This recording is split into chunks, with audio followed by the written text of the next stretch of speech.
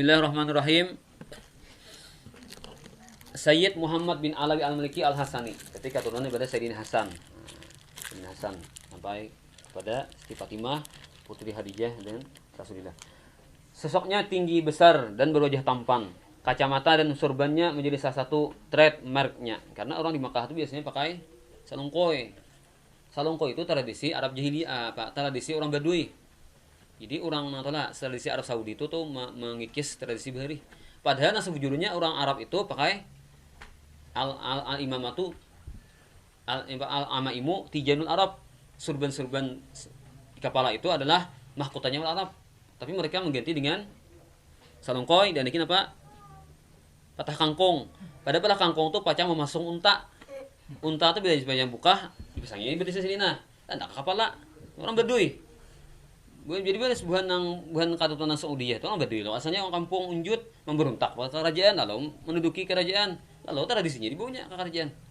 Nah, jadi makanya Arab tuh matematikanya salongkoi lah, patah kangkung di kepala. Padahal aturannya orang Arab tuh pakai surban. Itu sebujurnya. Nah, si Maliki sidin menampakkan apa sunnah Rasulullah deh.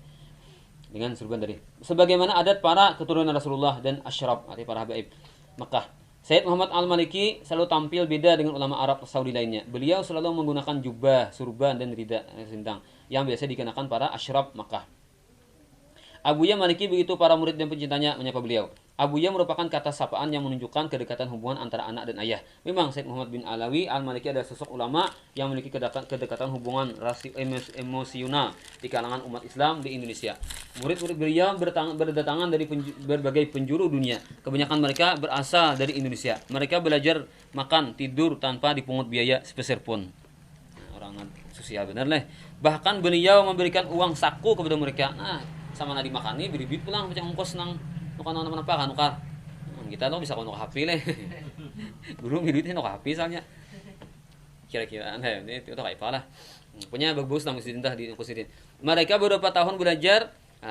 Setelah beberapa tahun belajar, mereka pulang ke negara masing-masing dan untuk menyiarkan Islam. Di Indonesia sendiri, kebanyakan para murid Abuya Al-Maliki mendirikan lembaga pendidikan Islam berupa pondok pesantren atau majelis taklim yang memiliki pengikut ribuan jumlahnya. Sayyid Muhammad bin Alawi Al-Maliki adalah seorang tokoh ulama Ahlus Sunnah Jamaah kaliber internasional. Beliau merupakan warisan keluarga Al-Maliki Al-Hasani di Makkah. Beliau adalah keturunan Rasulullah SAW melalui jalur cucu baginda Rasulullah Al-Imam Hasan bin Ali bin Abi Thalib radhiyallahu anhu. Keluarga Al-Maliki merupakan salah satu keluarga yang dihormati di kalangan petinggi dan masyarakat Makkah dan telah melahirkan para alim ulama yang menjadi pengajar di Makkah sejak lama. Kakek beliau Sayyid Abbas Al-Maliki menduduki jabatan mufti dan qadhi di Makkah serta ditunjuk oleh pemerintah kerajaan Saudi Arabia sebagai pengajar dan khatib di Masjidil Haram. Raja Saudi Arabia kala itu Raja Abdul Aziz bin Saud sangat menghormati beliau. Ayah beliau Sayyid Alawi bin Abbas Al-Maliki merupakan salah seorang ulama Makkah termasyhur di abad 19 Masehi. Sayyid Alawi telah mengajar di Masjidil Haram selama hampir 40 tahun. Beliau telah mencetak ribuan murid yang menyebar ke seluruh pelosok dunia. Banyak di antara para murid beliau telah menjadi ulama di negaranya masing-masing. Salah satunya adalah Kiai Haji Hashim Asy'ari, pendiri Nahdlatul Ulama di Indonesia. Sayyid Alawi merupakan ulama pertama yang memberikan ceramah di radio Saudi setelah salat Jumat dengan kajian Haditsul Jum'ah. Raja Faisal, penguasa Hijaz kala itu tidak pernah membuat keputusan apapun berkaitan dengan Makkah melainkan setelah meminta pertimbangan kepada Sayyid Alawi Al-Maliki. Ketika Sayyid Alawi Al-Maliki meninggal dunia pada tahun 1917 Masehi, upacara pemakaman beliau menjadi pemakaman terbesar di Makkah sejak 100 tahun. Stasiun radio di Saudi setempat pun hanya mengisi acaranya dengan bacaan Al-Quran selama 3 hari berturut-turut untuk menghormati beliau. Sesuatu yang tidak pernah dilakukan kecuali hanya untuk Sayyid Alawi Al-Maliki Abbasidin. Masa muda Sayyid Muhammad Al-Maliki. Sayyid Muhammad bin Alawi bin Abbas bin Abdul Aziz Al-Maliki Al-Hasani nasabnya terus bersambung kepada Sayyid Idris Al-Azhari bin Idris Al-Akbar bin Abdullah Al-Kamil bin Hasan Al-Musanna bin Hasan Al-Sibit bin Ali bin Abi Thalib, suami Fatimah Az-Zahra putri Rasulullah. Sayyid Muhammad dilahirkan pada tahun 1946 Masehi di kota suci Makkah. Semenjak kecil beliau mendapat pendidikan khusus di arahnya. Sayyid Muhammad menghafal Al-Quran dan belajar di dalam halaqah keilmuan di Masjidil Haram yang dipimpin oleh sang ayah. Jadi paling banyak dapat ilmu daripada Abbas ini sendiri. Dalam bimbingan ayahnya, Sayyid Muhammad mempelajari dan mendalami berbagai disiplin keilmuan. Di antaranya adalah akidah, tafsir, hadis, fikih, usul mustalahah, nahwu dan lain-lain. Beliau juga menimba ilmu dan mengambil ijazah dari para ulama yang berada di Hijaz kala itu. Kecerdasan Al-Maliki telah nampak sejak kecil. Beliau hafal Al-Quran pada usia 7 tahun. Pada usia 15 tahun beliau hafal Al-Muwatta, kitab hadis karya Imam Malik. Nah, mirip Imam Syafi'i lah. Menginjak usia 15 tahun, dengan arahan guru-gurunya, Said Muhammad telah mengajar kitab hadis dan fikih di Masjidil Haram. 15 tahun. Jadi kita tuh masih amrat lah. Arab tuh amrat orangnya. Nah, hanya berik tuh. Sudah mengajar sidin 15 tahun. Setelah mempelajari berbagai disiplin ilmu di Haramain, Haram Mekah Madinah, beliau melanjutkan pendidikannya di Universitas Al-Azhar Kairo, Mesir. Dari Universitas Al-Azhar beliau menerima gelar PhD. Pak PhD ini tuh ya. Pada usia beliau baru 25 tahun. Ini mungkin profesor lah. Nah, jadi orang cakah-cakah nih lagi pintar. Kada mazhab lagi tuh Said Maliki itu apa? 25 tahun jadi profesor sudah. Adakah jadi dokter ke profesor punya nanti tahun tinggi dah. Ada di sini nah mazhab seorang. Nah, itu jadi hujah tuh bagi orang ulama-ulama sekarang. Jangan sok pintar, sok tahu. Anak mengaji hadis Quran saja tunggal. Lalu kada lagi mau mazhab Said Maliki sini memegang mazhab masih. Ada pintarnya luar biasa. Kalau profesor dokter Nawawi ini mungkin berapa tahun? Angkat 50 tahunannya berhasil menggundul nang tital gitu. Kalau Said Maliki 25 tahun sudah dapat sidin. Itu pun sidin kuliah nih jar. Sidin tuh padahal kada ada jadi kuliah atau agak sidin enggak bisa kuliah. Guru-guru sini kada kuliah. Nama nyuruh sidin jadi sini kuliah terus kuliah asal sidin ragu-ragu bimbang juga. Nah, memberikan sini motivasi semangat adalah guru sidin Syekh Hasan Al-Masyad menyuruh sidin menuliskan kuliah. Itu pun setelah mengatakan demikian, Syekh Hasan Masyad mengucap istighfar sidin. Hai aku sidin terus kan kuliah kamu bagusnya kuliah. Banyak astagfirullah sidin ucap.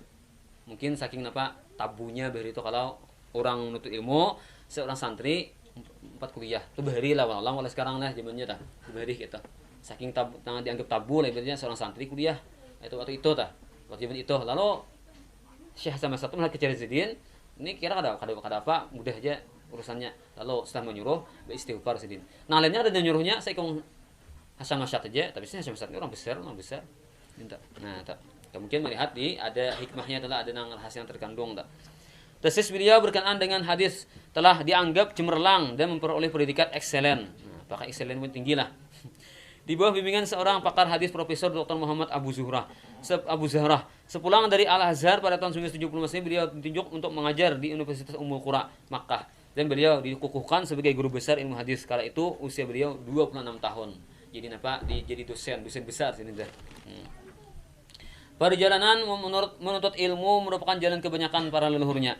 Said Muhammad Al-Maliki juga demikian. Beliau mengembara sejak usia muda untuk menuntut ilmu dari para ulama di zamannya. Perjalanan demi perjalanan untuk mencari ilmu dilakukannya, di antaranya ke Afrika, Mesir, Syria, Turki, Hadramaut, India dan Pakistan. Nah, jadi sini mau pulang dulu deh. Tak kumpul sudah. Pak, hibak sudah, lalu uang udah tangan ke sini pulang. Nah, jadi bagus ya, nanti ilmu tuh banyak mana-mana nanti mana. Kita mengumpulkan loh, bila Pak kumpul di seorang deh. Hibak sudah. Orang kehabisan lain. Kalau mencari di mana? Oh, lalu satu yok lagi. Kaisitnya Pak Syekh Yasin gitu, jangan sidin banyak si guru. Nah, Pak sudah matian guru-guru nang besar kalau kayak Larsidin aja dirujukannya. Nah, itu tahu orang yang perjalanan tuh itu tujuannya ibadah istifadah dan mencari faidah tadi untuk mendapatkan seperti ini kayak sanad-sanad misalnya. Nah, orang nang rilah-rilah tah. Ini anunya tujuannya tah. Nah, termasuk nang kutub nang yang meninggal ya Syed Abdul Qadir bin Ahmad As-Segab. Nah, umur sini 100 tahun kurang lebih. Karena lahirnya sini itu 1331. Wafat 1431, berarti umur sini kurang lebih satu abad. Nah, Syed Abdul Qadir bin Ahmad Al-Assegab sini tuh 2 tahun menemui Habib Ali tah. Nah, umur sini 2 tahun Habib Ali meninggal. Karena Habib Ali meninggal 1333. Nah, tah balik Habsyi. Nah, jadi Syed Abdul Qadir bin Ahmad Al-Assegab ini bangga dengan Syekh Maliki sempat berkata sidin, Ati Muhammad bin Ali Al-Maliki Syaikhu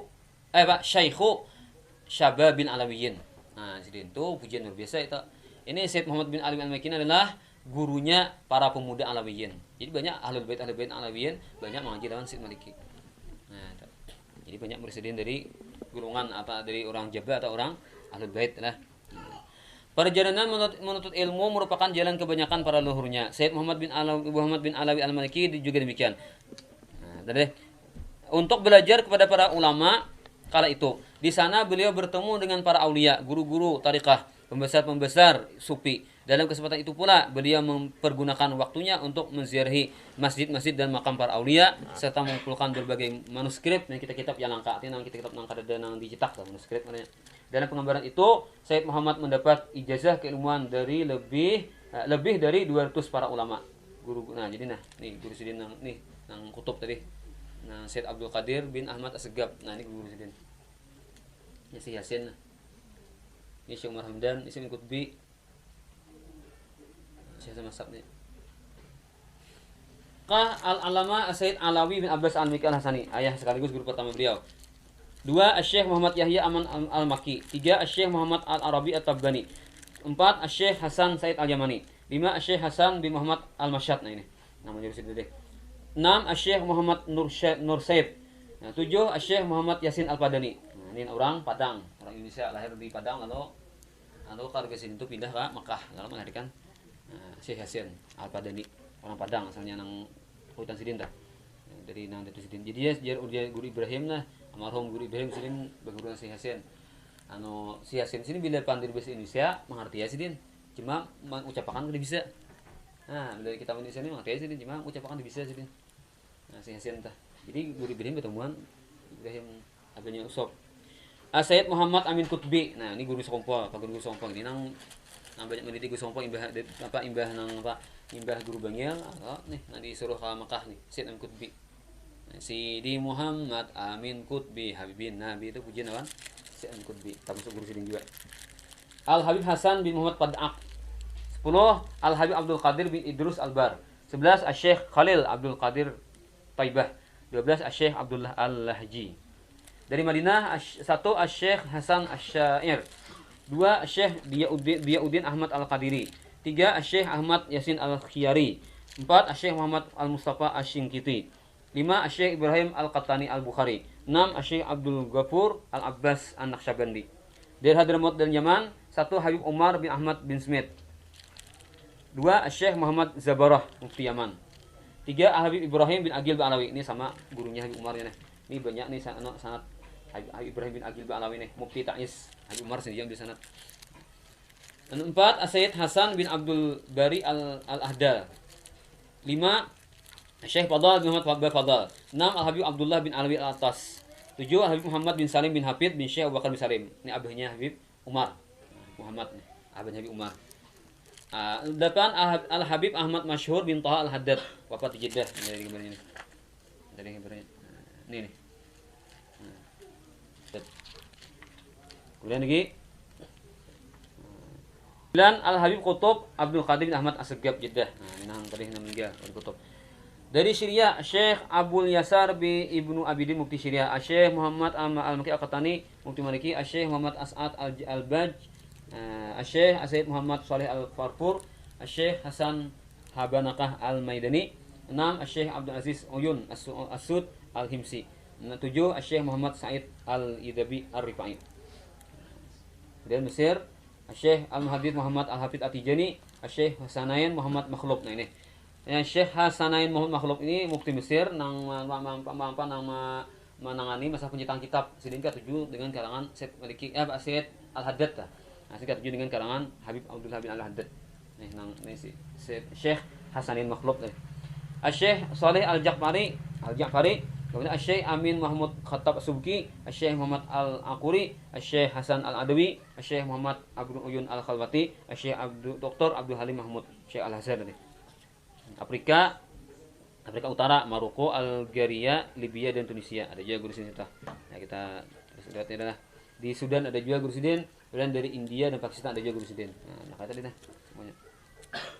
Sayyid Muhammad mendapat gelar kehormatan sebagai syekh dari para ulama masyhur zamannya. Nah, berarti kalau sudah nang tadi aku orang tuh keilmuannya tah. Dikarangannya berarti harap tah karang sidin semuanya. Dikarenakan banyaknya sanad dan ijazah dan yang beliau dapatkan, baik berupa ilmu usul maupun ilmu furu'. Dan beliau mendapat gelar sebagai muhaddis. Nah, dikarenakan penguasaan, pemahaman serta hafalnya tentang matan hadis. Bahkan sanad dan perawi yang bersambung dengan Rasulullah sallallahu alaihi wasallam. Lidahnya sangat fasih kala berbicara, selancar pena yang tergores dalam lembaran-lembaran kertas. Dalam mobil pribadi beliau terdapat meja dan mesin ketik elektronik untuk menulis gagasan dan pikiran beliau yang kemudian dibukukan. Jadi sini udah jadi motornya. Ada timbul apakah ilham? Cepat presiden mengarang. Yes. banyak karangan Sidin. Nah, tapi Syed Maliki ini dijadikan musuh besar oleh Ibnu Wahabi. Nah, Ibnu Wahabi Syed Maliki karena Sidin membungkas masalah nang napa-napa nang bertentangan dengan Wahabi nih. Kalah argumentasi Wahabi. Buku Sidin nah mengupasakan. Jadi sarik punya. Nah, jadi kita membaca karangan Sidin ini itu memperkuat apa nih etikat ideologi Ahlussunnah wal Jamaah. Pada tahun 1974 Masehi, setelah ayah beliau wafat, beliau membuka pesantren di rumahnya di daerah Utaibiyah, Makkah. Pesantren itu hanya menerima murid dari Indonesia. Nah, arti Indonesia. Nah, ini bisa ya Masjidin. Saking cintanya dengan Indonesia, nah, apakah rahasia Indonesia ini lah. Nah, orang besar atau cinta dengan Indonesia. Seiring dengan bertambahnya murid yang belajar kepada beliau, pesantren tersebut kini pindah ke kawasan yang lebih luas, namun agak jauh dari Masjidil Haram, di daerah Rusyaipah, di pinggiran kota Makkah yang kemudian dinamakan Jadan Al-Maliki. Nah, kenang-kenangan Sidin. Pada tahun 1976 beliau pertama kali berkunjung ke Indonesia. Pada waktu itu sebagai delegasi Raja Khalid untuk menemui Presiden Soeharto guna membawa pesan-pesan rohani. Pada tahun 1981 beliau berkunjung kembali ke Indonesia dan seorang kiai besar asal Madura menikahkan beliau dengan putrinya. Jadi bin Sidin orang Madura. Maka sejak itu beliau sering berkunjung ke Indonesia. Namun pada akhirnya Said Muhammad Al-Maliki lama tak berkunjung lagi ke Indonesia hingga akhir hayatnya. Ketika ditanya, beliau mengatakan sudah cukup para murid beliau yang berada di tanah air. Nah, di sini banyak ada muridku di Indonesia. Nah, dan beliau melalui jaringan para alumninya, dakwah beliau sampai ke umat Islam di Indonesia, termasuk buku-buku karya beliau yang beredar di berbagai pesantren yang ada. Nah, ada di Jawa itu banyak yang menggunakan contoh pelajaran-pelajaran itu nang karang Syed Maliki yang dipakai. Ini macam sini itu banyak banget dasar-dasar lah kayak usul fikih ada, usul hadis ada, usul tafsir ada, Sidin. Jadi itu dipakai orang pesantren. Pesantren di Jawa murid Sidin ternyata lah. Karya Sidin bilang, Syed Muhammad bin Alawi Al-Maliki adalah seorang ulama yang produktif dalam menulis. Lebih dari 100 kitab yang telah beliau tulis. Berbagai topik pengetahuan mulai dari tauhid, tafsir, hadis, fikih, sejarah, sofistik, undang-undang, sosial hingga ketatanegaraan telah beliau kuasai. Dan sebuah tulisan di Harian Republika setelah bertemu Syed Muhammad Al-Maliki, mantan Jaksa Agung RI almarhum Haji Baharudin Lopa. Ini beri mati di orang di Bulurang kah? Dari sana deh. Ini zaman reformasi nih, awal reformasi. Memuji kebesaran Al-Maliki terkait dengan penguasaannya tentang hak asasi manusia. Nah, masalah HAM nih. Lopa menyebutkan di samping tercatat sebagai ahli tafsir dan ahli hadis, Al-Maliki juga seorang yang ahli dalam ketatanegaraan dan sosial kemasyarakatan. Saat beliau menanyakan masalah hak asasi manusia dan Islam serta bagaimana penerapannya, beliau menjawab dengan spontan, tak sampai 2 menit memikirkannya. Buku-buku karya beliau menjadi rujukan utama pada institusi Islam di seluruh dunia. Beberapa karya beliau telah diterjemahkan ke berbagai bahasa, di antaranya bahasa Indonesia, Melayu atau Malaysia, Urdu, Inggris dan bahasa Swahili, Nigeria. Karya beliau yang masyhur dan paling monumental adalah kitab Mafahim Yajibu Antusahah. Nah, pemahaman yang harus diluruskan oleh kontemporer khususi belajar. Nah, Mafahim. Itu kalau kita bisa yang kalau menyamankan maka cari terjemahannya ada dan kita cari-cari aja lah. Terjemahan tahu kamu puas terus kita nah kayak apa argumentasi Ahlussunnah wal Jamaah. Masa tawassulnya, tabarruknya, ziarah kuburnya, puas kita. Kada betul lagi kita tak pengaruh. Jadi baca nang buku Wahabi tak pengaruh. Gue bacingin toh, insyaallah sembuh. Cari terjemahan kitab Mafahim Yajibu Antusahah. Kalau nya kitab langsung tuh ngalih kan bahasanya terkadang bahasa Nawawi ini. Ngalih sakit dipaham dah. Di dalamnya berisi wawasan baru tentang hal-hal yang selama ini masih menjadi polemik di kalangan umat Islam.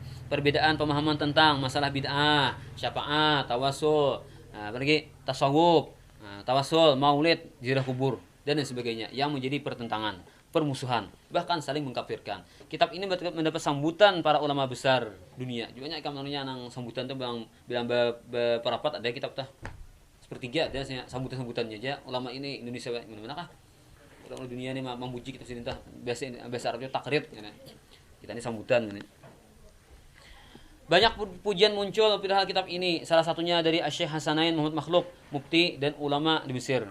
Beliau mengatakan setelah meneliti kitab tersebut dengan seksama, pembahasan buku ini dapat dijadikan dalil dan bukti tentang ajaran Islam yang sebagaimana diajarkan oleh Rasulullah dan para sahabatnya. Dalam buku Al-Maliki ini, Al-Maliki telah meletakkan berbagai permasalahan secara proporsional, menjadi sikap berlebihan dan telah bersikap adil Al-Maliki telah mencoba memperbaiki berbagai pemahaman yang salah disertai nasihat kepada saudara-saudaranya kaum muslimin. Menurut Asy-Syaikh Muhammad Khazraj dalam kitab Mafahim, Al-Maliki menggunakan berbagai dalil yang sahih serta argumentasi yang menakjubkan dan rasional, maksud akal. Berikut berupa karya beliau. Ini gambar kanak-kanak Sidin datang ke Indonesia ketemu dengan presiden yang kedua. Nah, masih antum presidennya. Dan akidah, 1 mafahim wajib antusahah, 2 manhaj as-salafi fi fahmi nusus, 3 at-tahdzir min takfir, 4 huwallah, 5 qul hadhi sabili, 6 syarah aqidatul awam. Bidang tafsir Zubdatul Itqan fi ilmul Quran, ma ha huwa fi ufuqil a'la, qawaid al-asasiyah fi ilmul Quran, haul khasais al-Quran. Nah, dan seterusnya banyak sini kanan-kanan sini. Sekian banyak judul kitab tersebut di atas, itulah beberapa karya Said Muhammad Al-Maliki yang telah diterbitkan. Namun di perpustakaan pribadi beliau masih banyak lagi makalah dan beberapa tulisan beliau yang belum disebutkan dan belum sempat dicetak. Kitab-kitab yang dicetak pun tidak beliau jual, namun beliau bagikan secara cuma-cuma kepada para muridnya dan para tamu yang datang ke tempat beliau. Ya, jadi bilang satu tak beli kitab. Bagi ulama-ulama gini santri aja bilang dapat kitab bagi nang ulama. Ya, gratis tak. Yang benar dia bilang, terus Juni bilang di sini nih. Kawah bilang deh. Nah, ini anak-anak nih aja kayak hutan dia ini. Kata aja jum bagi-bagi aja. Nah, ada kesempatan nih, misalnya mau umrah nampak kali, naik haji kah? Nah, bilang anak Sidin. Jadi ujar orang berhaji itu berkisah. Jadi jadi situ pas kayak apa Indonesia tah. Baca bahasa jangan bismillah aja tah, mau di haram langsung alhamdulillah. Imamnya situ orang mulai bismillah juga. Pokoknya kayak apa kita nih Indonesia tah. Sanang hati situ ibaratnya tak sama lawan nang di kampus orang tah. Nah, gitu. Said Ahmad oleh Nasidin pernah menuliskan Said Ahmad bin Muhammad Al-Maliki. Said Muhammad Al-Maliki selalu membantu kaum fakir miskin, para du'afa anak yatim serta membantu pembangunan masjid dan pendidikan pesantren, terutama di Indonesia. Yang semua itu dari kocek beliau sendiri. Rupanya Sidin ini banyak orang rezeki lah. Mungkin nang Sidin tuh ada yang apa isi nang apa aja orang tak saham kah atau kira tak. Nah, sugi benar.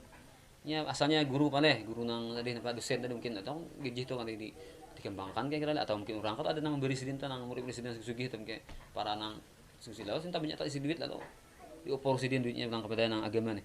Beliau selain berilmu juga murah hati, ramah dan hangat dengan siapa saja. Tamu-tamu beliau dari santri biasa hingga para pangeran dan para pejabat negara baik dari Saudi setempat maupun raja dan pejabat negara dan negara-negara Islam lainnya. Bahkan para pejabat di Indonesia pun tercatat sebagai tamu beliau. Anehnya setiap orang yang mengenal beliau beliau merasa paling akrab dan dekat dengan beliau. Ini sifat Rasulullah ini. Rasulullah itu para sahabat tuh Nabi asas orang paling dekat dengan Nabi. Asas orang paling patuh dengan Nabi. Nah, kayak ini aja akhlak Sidin. Nah, mutabaah Nabi itu kuatnya Sidin lah sehingga orang yang jadi tamu Sidin itu asa paling akrab dengan Sidin. Asa terlayani, biasa dihormati, benar. Nah, ini menunjukkan perhatian dan keakraban beliau dalam menjamu mereka. Kediaman Said Muhammad Al-Maliki selalu menjadi tempat wajib yang dikunjungi para jamaah haji dari berbagai belahan dunia, terutama jamaah haji di Indonesia. Jadi siapa aja yang datang ke Makkah pasti memikirkan kemana kita bilang langsung memiliki. Pergi ada taburan nang ustadznya lah, taburan orang tahun Sidin, pergi nyaman gitu. Abuya Maliki adalah sosok ulama yang murah senyum, suka bersedekah dan karim terhadap tamu yang datang. Beliau selalu menanggung semua kebutuhan para muridnya, mulai dari makan, sandang, kitab-kitab pelajaran hingga uang saku. Tutur Kiai Haji Ihya Ulumuddin. Nah, murid senior beliau ini masuk tatuha di mana cinta Kiai Ihya Ulumuddin. Masih muda di sini. Hidup di rumah Abuya laksana berada di surga, tidak dapat terulang lagi. Nah, nyepamun semuanya gratis, semuanya manis, tidak ada yang pahit. Ungkap Habib Ahmad bin Husain Assegaf Bengil. Nah, ketika mengenang sosok gurunya itu. Manhaj dakwah Said Muhammad Al-Maliki.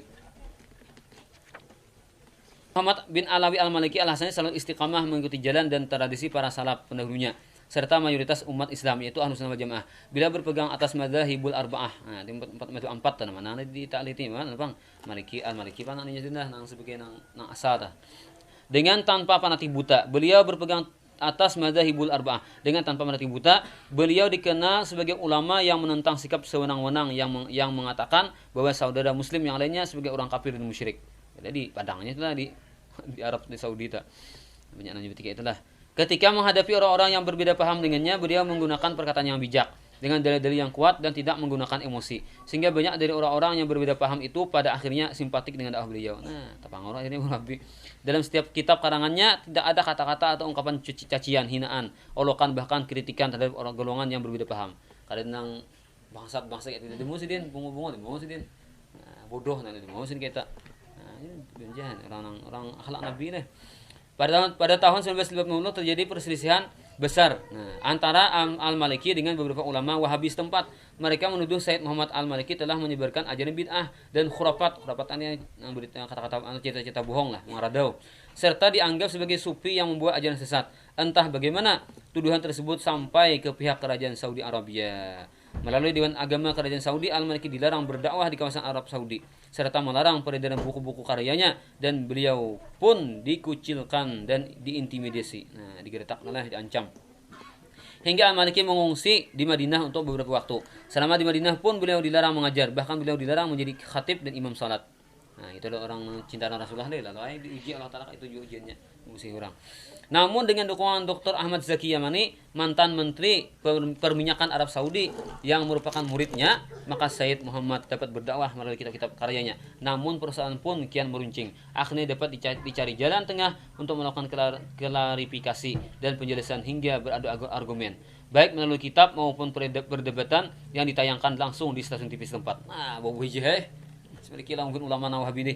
Setelah beberapa waktu akhirnya Al-Maliki menerbitkan buku yang berjudul Mafahim Yajib Antusahah, pemahaman yang harus diteruskan. Ditambah lagi Al-Maliki memenangkan perdebatan dengan para ulama Wahabi yang selama ini menuduh beliau menyebarkan kesesatan yang ditayangkan secara langsung di stasiun TV Saudi setempat. Nah, saat negara yang tahu orang pada sini menang. Apalagi ada pekutik lagi ulamanya. Dari situlah para ulama yang selama ini menentang beliau mengakui kehebatan dan keluasan ilmunya. Bahkan para pejabat kerajaan pun segan dan hormat kepada beliau. Nah, itu pekutik lagi orang. Makanya sidin bermaulid ben ada di Menagur bin Wahabi. Kalah deh. Syekh Mur'i, rektor Universitas Darul Ulum Hudaidah Hadramut, mengatakan Sayyid Muhammad Al-Maliki kendati hidup di tengah-tengah tekanan yang ada, beliau tetap tegar. Ketegaran beliau terbukti baik dalam menghadapi kelompok di luar paham beliau. Sungguh Al-Maliki adalah seorang tokoh besar di kalangan Ahlussunnah wal Jamaah. Dalam kitab yang disusunnya beberapa bulan sebelum beliau meninggal, Al-Irhab wa Atharuhu fil Mujtama', Abuya Maliki mengatakan sekelompok golongan Islam yang mencela kaum Asy'ariyah, Hanafi, Maliki, Syafi'i, Hambali dan Sufi berarti telah mencela pula umat Islam ribuan tahun yang lampau. Nah, karena itu sudah antara tradisi turun-temurun. Dalam beberapa pandangan beliau seperti tertuang dalam kitab Mafahim Yajib Antusahah dan lainnya, beliau sering kali menyebutkan bahwa para ulama yang mengikuti mazhab Sunni dan Sufi sejak beratus-ratus tahun yang lalu adalah penghubung kita kepada Al-Quran dan As-Sunnah, bukan sebaliknya sebagai penghalang antara keduanya dengan kita, bagaimana yang dipropagandakan oleh minoritas Islam. Nah, jadi pun nang itunya nang kelompok kecil tadi, padahalnya ulama-ulama nang dari zaman ini paling zaman sa beberapa nang nang khalaf lah ibaratnya, padahalnya itu nang apa misalkan umat ya. Artinya nang Quran hadis itu dilincingkan dibilakakan. Nah, tuduhan nang sangka jahat luar biasa daripada ulama-ulama sebelum kita dah.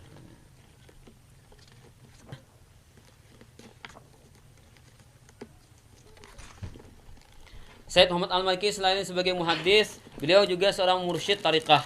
Beliau merupakan pendukung sufi yang benar, yaitu yang berasaskan pada syariah. Sufi yang dianut oleh para aulia yang selalu berjalan dalam ajaran Allah dan Rasulullah SAW. Mungkin ini kita baca dah karena insyaallah menyakawa hari ke-15 malah nyambung menakibnya cuma sebagai anu jam menuntaskan ada ini. Ini ada gambar sidin kadang-kadang dengan Habib Umar nah. Habib Umar ini Habib Ali Zainal Abidin bin Abdurrahman Al-Jufri. Ini termasuk murid utamanya Habib Umar. Sidin ini muridnya Syed Habib Abdul Qadir Jeddah. Lalu Habib Abdul Qadir Jeddah nang kutub tadi menyuruh baguru Habib Umar. Mungkin kalau umur ini kan lebih jauh memang antara nang Ali Al-Jufri dengan Habib Umar. Nah, pas Sidin jadi murid utama Umar nih. Sidin ini terkenal juga nih Sidin. Di Mesir, Sidin ceramah di Mesir. Masuk ke Sidin bubuhan para artis ceramah Sidin. Akhirnya banyak artis betubat sampai jadi artis. Ceramah Sidin di Mesir nih. Habib Ali Al-Jufri tadi. Nah, keharapan ceramah Sidin tuh mampu menyadarkan, mau mesti ceramah tuh kamu nangisan Pak orang. Ini bahasa Arab, Bang. Harap ceramahnya juga ya didikan Umar pasti minta. Nah, mengaji jangan sih Maliki Habib Ali Al-Jufri tadi. Jadi di Mesir jar banyak artis na bertobat gara-gara di ceramah sidin nih. Akhirnya pas pemerintah melarang sidin ceramah di Mesir. Ya, kenapa? Gara-gara sini artis sampihan. Makanya film itu salah satu penghasilan negara. Nah, punya artis sampihan, paling nggak film lagi. Pas bisa dikurang sama di Mesir ya. Nah, gara-gara kenapa? Nah, negara hendak mencari keuntungan. Nah, di antara kehebatannya adalah dakwah sidin mampu mengguyahkan hati orang tenang untuk bertaubat. Wallahu alam.